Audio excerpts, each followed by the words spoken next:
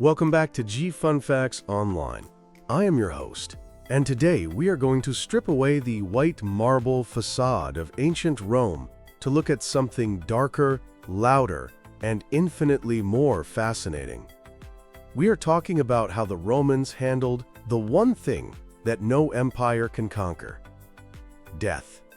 If you live in the modern world, you are used to death being a quiet affair. It happens in sterile hospital rooms, followed by hushed voices in funeral parlors and polite, somber ceremonies. But if we could transport you back 2,000 years to the streets of Rome, the first thing you would notice about death is the noise. In the bustling streets of the capital, death was a public spectacle, a piece of street theater and a chaotic explosion of ritual that involved screaming, wax masks, and even comedians mocking the deceased. To the Roman mind, death was not just the end of a biological function, it was a massive legal, religious, and social transition. It was a dangerous time when the barrier between the living and the dead was thin, and unless you performed the rites perfectly, you risked creating a malevolent spirit. So today, in this deep dive, we are going to walk through the entire Roman process of dying, from the final breath to the spitting of black beans at midnight, to ward off ghosts. Let us begin at the very end. The journey to the Roman underworld did not start at the grave, it started in the bedroom. For a Roman, the ideal death, the good death, took place at home, surrounded by family. This was not just for comfort, it was a spiritual necessity. As a dying person took their final breaths, the nearest relative, usually the eldest son or the spouse, would lean over the body. They would press their lips to the dying person's mouth to catch the final gasp with a kiss. This sounds romantic to our modern ears, but the intent was metaphysical. They believed that the soul left the body through the mouth in that last breath, and by kissing them, the next of kin was literally capturing the spirit, keeping it within the family line. But the moment that breath ceased, the atmosphere in the room would shift instantly from tenderness to chaos. This brings us to a ritual known as the conclamatio. As soon as death was confirmed, the family would erupt into noise. They would loudly shout the name of the deceased, over and over again. This served two very practical purposes. First, ancient medicine was not exactly precise, and shouting was a great way to ensure the person was actually dead and not just in a coma. You did not want to bury someone who was just sleeping. But secondly, and more importantly, this shouting signaled the beginning of the official mourning period. It was an auditory marker that the transition had begun. Once the shouting subsided, the body had to be prepared. The Romans had a deep fear of spiritual pollution, which they called funes. A dead body was a source of pollution, so it had to be handled carefully. Wealthy families would hire professional undertakers, called polling-tors. These professionals would wash the body with warm water and anoint it with oils and perfumes to mask the scent of decay. Then came the dressing. In death, you wore your status. A standard citizen was dressed in a white toga. A magistrate was dressed in his toga praetexta, which was bordered with purple. A victorious general might be dressed in the toga picta, embroidered with palm leaves. They were dressed not for sleep, but for a public appearance. And then came a small, crucial detail that you might recognize from mythology. They would place a coin, usually an obol, in the mouth of the deceased. This was the toll for Charon, the ferryman of the river Styx. The Romans were bureaucratic even in the afterlife. They believed that without this coin, the soul would be stranded on the banks of the river for 100 years, unable to cross over, doomed to wander as a restless ghost. Once the body was prepped and the toll was paid, the deceased was moved to the atrium, the main, central room of the Roman house. They were laid on a funeral couch, called the lectus funebris. But there was a very specific orientation. The feet had to point toward the front door.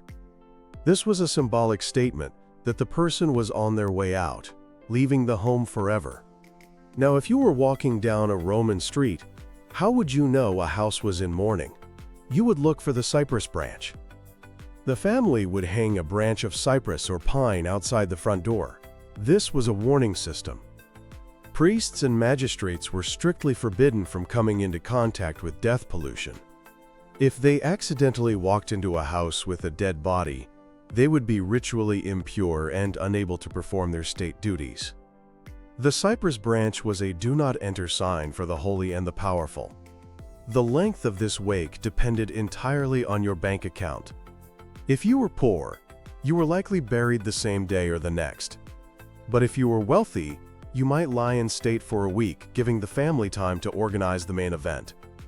And I do mean an event.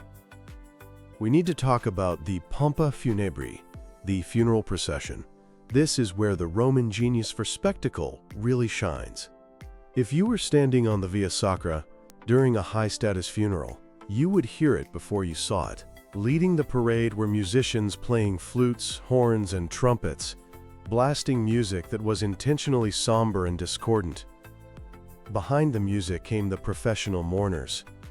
These were women, called proficae, who were paid to be hysterical. They would wail, tear their hair out, scratch their cheeks until they drew blood, and sing a dirge praising the deceased. This was a status symbol. The more people you had screaming at your funeral, the more important you were.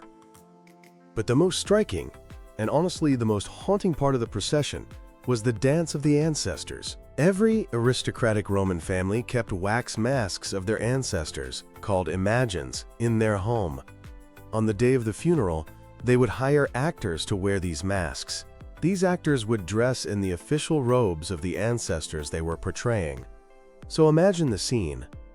The deceased is being carried on a bier, but walking ahead of him are his dead father, his grandfather, his great-grandfather, and legendary figures from the family tree, all brought back to life by actors in wax masks. To the Roman public, it looked as if the underworld itself had emptied out to escort this man to the afterlife.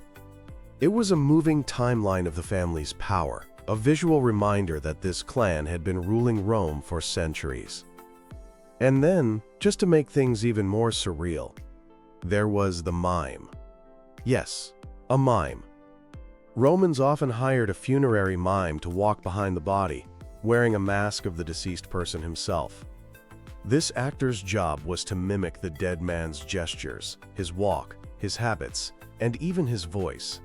It was almost like a living caricature. Sometimes, they would even crack jokes. There is a famous story about the Emperor Vespasian. Vespasian was known for being incredibly stingy and cheap. At his funeral, the mime playing the emperor reportedly asked the undertakers how much the funeral cost. When they told him the astronomical sum, the mime, staying in character as the cheap emperor, shouted, "Give me 10 sestertii and just throw my body in the Tiber River." The crowd laughed. In Rome, grief and comedy walked hand in hand. The procession would wind its way to the Roman Forum, the political heart of the city. The actors wearing the ancestor masks would sit on ivory chairs on the speaker's platform, looking like a ghostly senate. A male relative would stand up and deliver the eulogy, the laudatio funebris. This speech was pure propaganda. It wasn't really about the person's hobbies or kindness. It was about their lineage, their triumphs, and how they fit into the glorious history of the family. It was a political rally disguised as a funeral. After the speeches, it was time for disposal. Romans practiced both cremation and burial, but the preference changed over time. If we look at the Roman Republic and the early empire, cremation was the norm. The procession would leave the city walls because burial inside the city was illegal. The 12 tables of Roman law forbade it to prevent disease and spiritual pollution. They would head to the necropolis, the city of the dead. A funeral pyre would be built of wood. The body, still on its couch, was placed on top. Family members would toss gifts onto the pyre. These could be food, perfumes, favorite objects, or sometimes even pet animals. Then, A family member would light the pyre with a torch, always averting their eyes as a sign of grief. After the fire burned down, the ashes and bone fragments were quenched with wine, gathered in a linen cloth, and placed in an urn. These urns could be simple clay pots or elaborate gold containers, depending on wealth. However, around the 2nd century AD, during the reign of Emperor Hadrian, something shifted. Inhumation, or burying the whole body, became fashionable. We are not entirely sure why. Some historians think it was the influence of Christianity. Others point to Eastern mystery cults. Or maybe it was just a change in aristocratic fashion. This shift gave us the golden age of Roman sarcophagi. These were massive marble coffins covered in high-relief sculptures. What is fascinating is that the carvings rarely showed the dead person. Instead, they showed mythology. You would see Hercules fighting lions, or the tragic death of Meleager, or wild parties with Dionysus. These myths were allegories. If you had Hercules on your coffin, it meant you were strong and endured struggles. If you had Dionysus, it expressed a hope for a blissful, happy afterlife. Now, where do these bodies go? Because the dead were banished from the city center, the roads leading out of Rome, like the famous Via Appia, became streets of tombs. The super rich built massive mausoleums that looked like fortresses. They wanted their names to be read by travelers. In fact, many tombs had inscriptions that spoke directly to the passerby, saying things like, "Stop, traveler, and read my tale." They were desperate to be remembered. But what if you were poor? What if you were a slave or a regular worker? You could not afford a mausoleum. To avoid being dumped in mass pits, the poor formed burial clubs called collegia. You would pay a monthly fee to the club, like an insurance policy. In return, the club guaranteed you a proper funeral and a spot in a columbarium. A columbarium, which literally means dovecote or pigeon house, was an underground room with hundreds of small niches in the walls. Each niche held an urn, and a small plaque identified who was inside. It was communal, efficient, and dignified. But the relationship with the dead did not end when the body was buried. The Romans believed the dead were still present, and they needed to be managed. The family had to purify the house to get rid of the pollution. They held a feast at the grave immediately after the funeral, where they believed the deceased was eating with them. Then, 9 days later, they held a second feast called the Novem Dialis, which marked the end of the strict mourning period. Throughout the year, the Romans had festivals to maintain the relationship with the afterlife. In February, they celebrated the Parentalia. This was the festival of the friendly dead, the daimones, the spirits of the ancestors. Families would go to the tombs and have a picnic. They would leave simple offerings like salt, bread soaked in wine, and violet flowers. It was a peaceful reunion. But in May, the mood turned dark. In May, the Romans celebrated the Lemuria. This was dedicated to the angry ghosts, the lemures. These were spirits who had died violently or prematurely and were haunting the living. The ritual to banish them is one of the most specific and strange things in Roman religion. The head of the household, the paterfamilias, would wake up at midnight. He would walk barefoot through the dark house. He would make a specific hand gesture, the sign of the fig, with his thumb between his fingers, to ward off evil. As he walked, he would spit black beans out of his mouth, saying 9 times, "With these beans I redeem me and mine." The belief was that the hungry ghosts would chase the beans, picking them up off the floor.